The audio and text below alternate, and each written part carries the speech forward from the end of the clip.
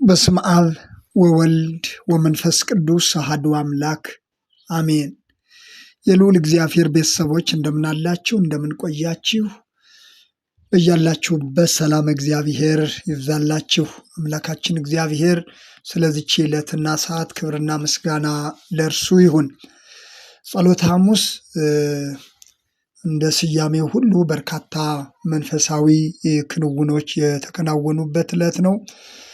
ጸሎትንና ራስን የመስጠትና አገልግሎት ከመድኃኒታችን ከኢየሱስ ክርስቶስ ሕይወትና አገልግሎት የምንማርበት ዕለትም ጭምር ነው።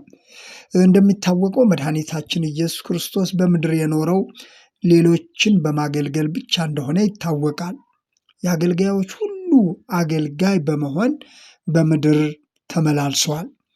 በተለይ የጸሎተ ሐሙስ ዕለት ካከናወናቸው መንፈሳዊ ክንውኖች መካከል እኔ በልጥ በሚል አስተሳሰብ ውስጥ ያሉትንና አንዳንዶችም ኢየሱስ ክርስቶስ ንጉሥ ሆኖ በዳዊት ዙፋን ተቀምጦ እነርሱ ደግሞ በግራና በቀኝ በመቀመጥ አማካሪ ባለስልጣን የመሆን እሳቤ ላላቸው ደቀ መዛሙርት ራስን ዝቅ አድርጎ ስለማገልገል፣ አገልግሎት ማለት ራስን ዝቅ አድርጎ ሌላውን ማገልገል እንደሆነ በተግባር ያሳየበት ዕለት መሆኑን ከጸሎተ ሐሙስ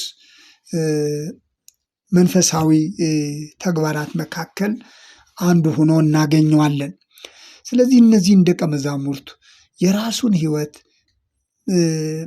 እንደ ምሳሌ በማሳየት ከእናንተ ታላቅ ሊሆን የሚወድ የእናንተ አገልጋይ ይሁን፣ ከእናንተ ማንም ፊተኛ ሊሆን የሚወድ የእናንተ ባሪያ ይሁን፣ የሰው ልጅ ሊያገለግል ነፍሱንም ለብዙዎች ቤዛ ሊሰጥ እንጂ እንዲያገለግሉት አልመጣም እያለ ሲያስተምር እንደነበረው ሁሉ በተለይ የጸሎተ ሐሙስ ዕለት ደግሞ በዋናነት ሶስት ክንውኖችን በደቀ መዛሙርቱ ፊት ፈጽሞ አሳይተዋል። ሶስቱን ባጭሩ እናያለን። አንደኛው እግራቸውን ያጠበበት ቀን መሆኑ ነው።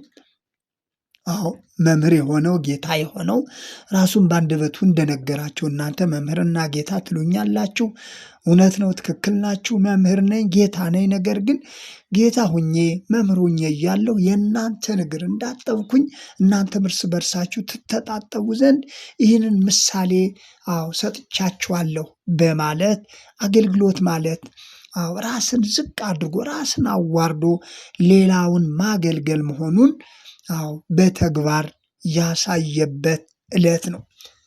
እነዚህ ደቀ መዛሙርት በመንፈሳዊ ሕይወታቸው ስለ አገልግሎታቸው በውል ያልተረዱበት ብዙ ነገር ስለነበረ አገልግሎት ማለት ምን እንደሆነ መድኃኒታችን ኢየሱስ ክርስቶስ በቃል ከመናገር አልፎ በተግባር ያሳየበት፣ እግራቸውን በማጠብ አገልግሎት ማለት ይህ እንደሆነ፣ የሌላውን እግር በማጠብ ራስን ዝቅ አድርጎ ማገልገል እንደሆነ፣ ባርነት እንደሆነ የአገልግሎትን ምስጢር በዚህ መንገድ ገለጸላቸው። ሁለተኛው የቅዱስ ቁርባንን ስርዓት የሰራበት ዕለት ነው። እንግዲህ ራት ከበሉ በኋላ እንጀራውን አነሳ፣ አመስግኖ እንካችሁ ብሉ በማለት ሰጣቸው። ጽዋውንም እንደዚሁ አመስግኖ እንካችሁ ጠጡ፣ ይህ ስለ ብዙዎች ለኃጢአት ይቅርታ የሚፈስ የአዲስ ኪዳን ደሜ ይህ ነው በማለት ይህንን የቅዱስ ቁርባንን ስርዓት የፈጸመበት ነው ጸሎተ ሐሙስ። በዚህ አጋጣሚ ግን በጣም የሚገርመው ነገር የመድኃኒታችን የኢየሱስ ክርስቶስ አገልግሎትና የፍቅሩ አንዱ መገለጫ ይሁዳ ሳይቀር ለሞት አሳልፎ የሚሰጠው በ30 ብር የሸጠውን ከደቀ መዛሙርቱ መካከል አንዱ የሆነውን ከደቀ መዛሙርቱ ጋር እኩል እግሩን በማጠብ ቅዱስ ቁርባን በሚፈጸምበት ሰዓትም እንካችሁ ብሉ ከሚላቸው አንዱን በማድረግ ከደቀ መዛሙርቱ ሳይለይ የሰራው ስራ ድንቅ ነገር ነው።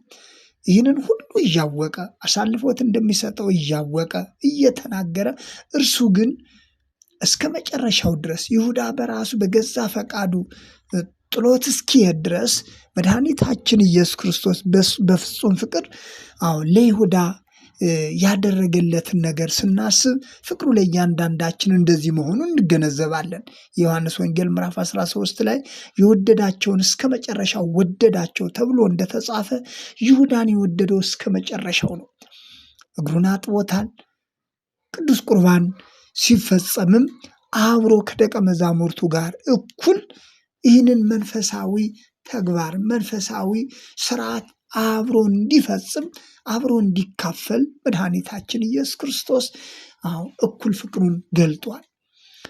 ስለዚህ ስለ ብዙዎች ለኃጢአት ይቅርታ የሚፈስ የሚለውን ይህንን ቃል ስናስብ ዛሬም መድኃኒታችን ኢየሱስ ክርስቶስ ስለ ብዙዎች ለኃጢአት ይቅርታ ያፈሰሰው ደም፣ ስለ ብዙዎች ለኃጢአት ይቅርታ የከፈለው ዋጋ፣ ራሱን የሰጠበትን ምስጢር ስናስብ ሁላችንንም በተለያየ ችግርና ድካም ውስጥ እንኳ ብንሆን የክርስቶስ ፍቅር ይሁዳን በወደደበት ይሁዳን ባፈቀረበት ፍቅር እያንዳንዳችንን እንደሚወድ የሚያሳስበን ዕለት መሆኑን የጸሎተ ሐሙስን ታሪክ ስናስብ ይህንን ነው የምናገኘው። ይህን ፋሲካ ልበላ እመኝ ነበር በማለት ከደቀ መዛሙርቱ ጋር አብሮ የበላባትና ቅዱስ ቁርባንን የሰራባት ዕለት ናት። ስለዚህ ለይሁዳ ያለው ፍቅር ለይሁዳ ያለው እስከ መጨረሻው ድረስ ያለውን ፍቅር ስንመለከት ዛሬም የክርስቶስ ፍቅር ለእያንዳንዳችን እንዲህ መሆኑንም የምንባርበት ነው። ሌላውና መጨረሻው እንግዲህ በጌተሰማኒ ከደቀ መዛሙርቱ ጋር አብሮ በጸሎት ያሳለፈበትን ታሪክ እናገኛለን። ጸሎተ ሐሙስ ሌሊቱን እስከ ዓርብ አጥቢያ ድረስ በይሁዳ ምሪት መጥቶ እነዛ ገዳዮቹ ሰቃዮቹ መጥቶ እስኪይዙ ድረስ መድኃኒታችን ኢየሱስ ክርስቶስ ከደቀ መዛሙርቱ ጋር አብሮ ሲጸልይ ያደረበት ተንበርክኮ ወደ ባህሪ አባቱ ወደ አብ ሲጸልይ ያደረበት ደቀ መዛሙርቱንም ትጉና ጸልዩ፣ ሰይጣን እንደ ስንዴ ሊያበጥራችሁ ተዘጋጅተዋል በማለት የጸሎትን ጥቅም ሰይጣን ድል የሚደረግበት ሰይጣን የሚሸነፍበት መንገድ ተግቶ መጸለይ እንደሆነ ለደቀ መዛሙርቱ የጸሎትን አስፈላጊነት በየጊዜው እንዳስተማረ ቢታወቅም የጸሎተ ሐሙስ ሌሊት ደግሞ ይህንን መንፈሳዊ ክንውን አከናውኗል። ትጉና ጸልዩ። መንፈስ ተዘጋጅታለች፣ ስጋ ግን ደካማ ነው። አንድ ሰዓት እንኳን እንዴት መጸለይ ያቅታቸዋል እያለ እርሱም እየጸለየ ደቀ መዛሙርቱ ዝለውና እንቅልፍ ወስዷቸው ሲመለከት ደግሞ መጥቶ ደግሞ እንደገና እየቀሰቀሳቸው እያበረታታቸው የጸሎትን አስፈላጊነት በትኩረት ያስተማረበት ዕለትም ነው።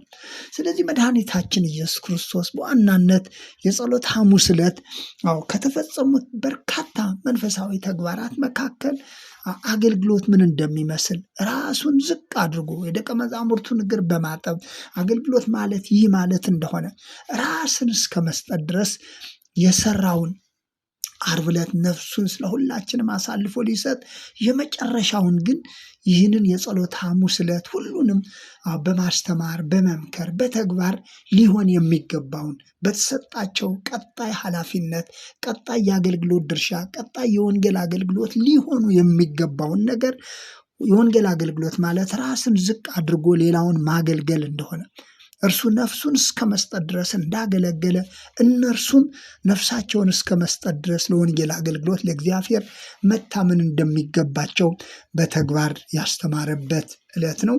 ስለነበረን ጊዜ አምላካችን እግዚአብሔር ስሙ የተመሰገነ ይሁን። አሜን።